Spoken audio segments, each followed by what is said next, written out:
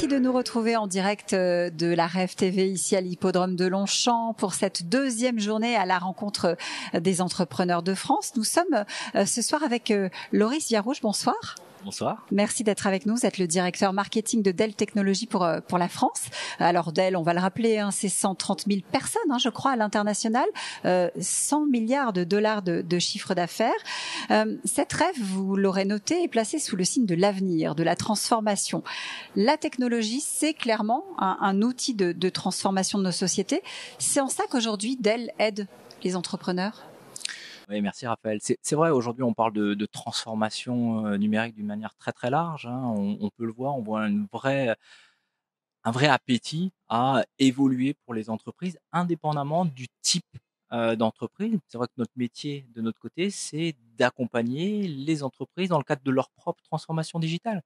Que ce soit un établissement public ou privé, c'est vraiment notre vocation.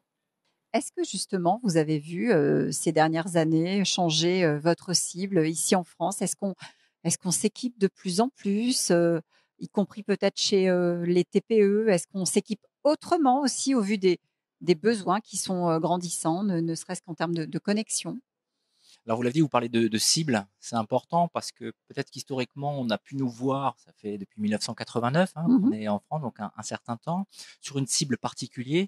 Mais il faut savoir que Dell Technologies au monde, c'est pas loin de 94% pour les entreprises.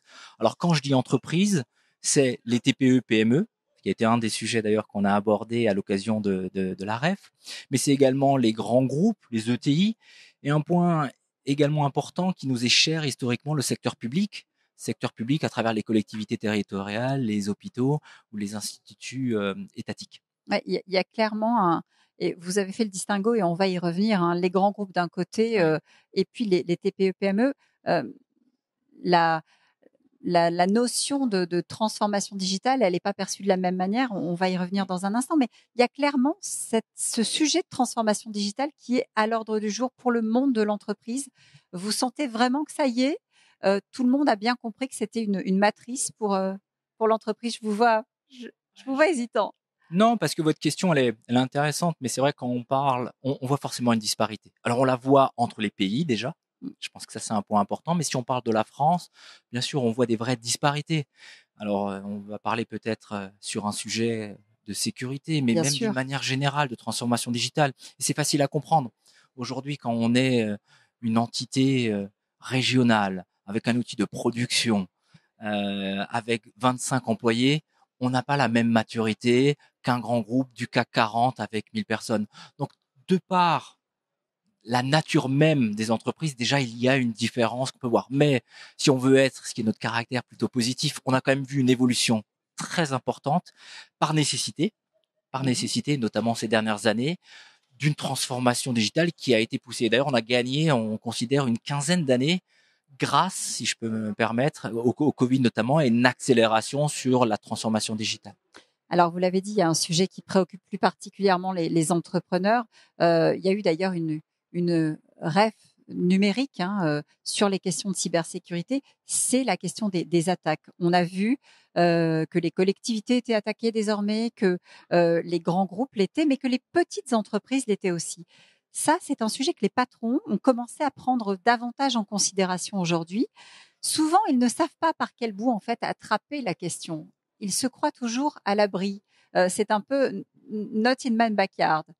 Je crois que vous avez tout dit. On voit une différence. Ça reprend peut-être votre point tout à l'heure. On va voir une différence quand on est un très grand groupe. On a 1000 personnes dédiées à l'IT avec des experts. Donc on est armé. En général, il y a des Il y a directions, des équipes des qui sont dédiées. Donc une sensibilité par nature. Vous travaillez dans une banque. Croyez-moi, le sujet de la sécurité dans son ensemble, c'est un sujet qui est adressé de longue date. C'est vrai, dans les discussions qu'on a eues ces 2 jours, notamment pour les PME, voire les TPME, là, la discussion, elle est différente. Pourquoi? Parce qu'on n'a pas cette même sensibilité. On l'a une fois qu'un collègue, un confrère, une direction à côté a été attaqué. Et à ce moment-là, on va se rendre compte de l'impact. Et c'est à ce moment-là qu'il y a une prise de conscience. Mais vous ouvrez pas un journal aujourd'hui, vous écoutez pas BFM à un moment donné par semaine, vous n'avez pas un exemple petit, moyen, grand groupe, vous avez cité les collectivités territoriales où on constate des des hôpitaux. Vous attaques. avez parlé des hôpitaux, c'est la même chose. Comment est-ce qu'on met en place ces pare-feux? On les met de manière différente. Effectivement, quand on est un grand groupe ou quand on est une PME, on n'est pas dans la même organisation de défense, si j'ose dire. Alors pour répondre à cette question, j'ai envie de dire, le sujet de la cybersécurité, c'est soit un monde d'initiés, de geeks, si vous me permettez, mais si je voudrais vraiment vulgariser, il y a deux grandes parties. Pas forcément. Ça touche tous les étages, en Alors fait. c'est exactement ce que j'allais dire. Ça touche tout le monde, mais par contre les gens qui sont sensibilisés, ce sont plus à l'origine les informations. Mais ça touche, vous l'avez dit, tout le monde. Mais il y a deux grandes étapes qui vont être touchées. Il y a vraiment une partie, on est attaqué. Qu'est-ce qu'on fait pour se protéger? J'aime bien prendre l'analogie d'une maison. Aujourd'hui, vous avez votre maison. Vous dites, je peux être attaqué. Je mets une porte blindée. Excusez-moi l'analogie un peu simpliste. Je vais mettre des volets avec des barreaux. Je vais sécuriser. Mais vous allez être attaqué. Vous n'avez peut-être pas envie, mais c'est qu'une question de temps. Les entreprises aujourd'hui sont attaquées. Entreprises publiques, enfin structures publiques ou structures privées. La question sur laquelle on opère, c'est comment on fait une fois qu'on est attaqué. Alors, comment on fait? Moi, j'aurais pas dû poser la question. Non, aujourd'hui, en tous les cas, je vais parler au nom d'elle.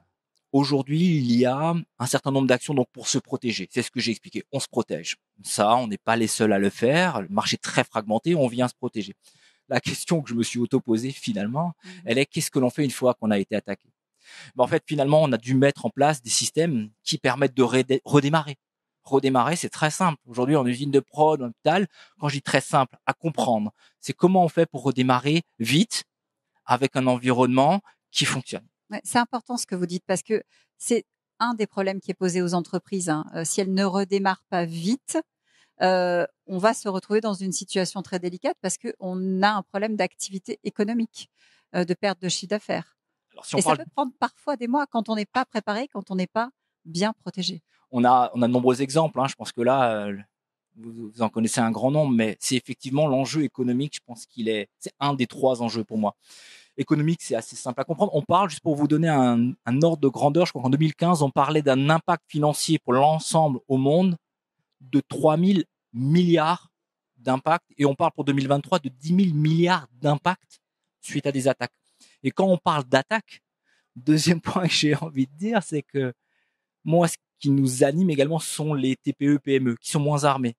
Ce qu'il faut vraiment retenir, 2/3 de nos PME françaises, mais pas que, 2/3 des entreprises françaises qui vont être attaquées ne seront plus là dans 6 mois. Donc c'est pas juste un impact financier qui dit j'ai une perte ou un manque à gagner. L'entreprise, 2/3, ne sera plus là si elle n'a pas mis en place des solutions permettant de redémarrer de manière saine. Oui, et c'est d'autant plus important que ça entraîne les choses en cascade parfois, c'est-à-dire quand on est attaqué, il peut y avoir des conséquences pour les fournisseurs, pour les sous-traitants. C'est en aval et en amont. C'est un super exemple. On en parlait ce matin lors de la table ronde avec d'autres enjeux. On parlait notamment des grands événements sportifs et de sécurité. C'est exactement ça. On va penser qui va être attaqué, mais il y a derrière un écosystème de partenaires, de collaborateurs, d'entreprises qui font vivre cet écosystème. Et ça, ce sont nos PME françaises. Et si une PME est attaquée, par rebond, bien sûr, elles sont touchées. Ouais, les fameux dommages collatéraux. Aujourd'hui, compte tenu de ces enjeux, qu'est-ce que vous avez, vous, transformé chez Dell? Est-ce que vous avez changé votre outil, votre positionnement, ajouté en quelque sorte des cordes à votre arc pour mieux répondre justement aux attentes de vos clients? Alors oui, pour ceux qui connaissent pas, c'est vrai que je parlais beaucoup de Dell sur la partie connue, ce qu'on appelle le Workforce Transformation, l'environnement des postes clients, nos solutions cloud, les solutions de stockage. Mais le dernier pilier où on n'est pas connu, en effet, c'est la sécurité. On a beaucoup investi sur ce sujet-là pour mettre en place des solutions diverses et variées, que ça soit pour encrypter les postes clients. Mais si je devais retenir qu'une solution pour parler des PME, c'est vraiment, là-dessus, on a la chance d'être leader sur le sujet, c'est vraiment de mettre en place des solutions qui vont permettre de redémarrer le plus vite possible. Ça, c'est vraiment notre particularité à travers des solutions de ce qu'on appelle, pardon pour le jargon, mais c'est ce qu'on appelle la cyber-résilience. Donc ça, c'est vraiment aujourd'hui les solutions que l'on met en avant et qu'on pousse au niveau des PME. Et j'insiste, quand je dis on, c'est Dell avec l'ensemble de son réseau d'intégrateurs locaux avec un maillage souvent en région. Donc on se fait avec nos intégrateurs français. Et faire de la pédagogie aussi auprès des entreprises, j'imagine.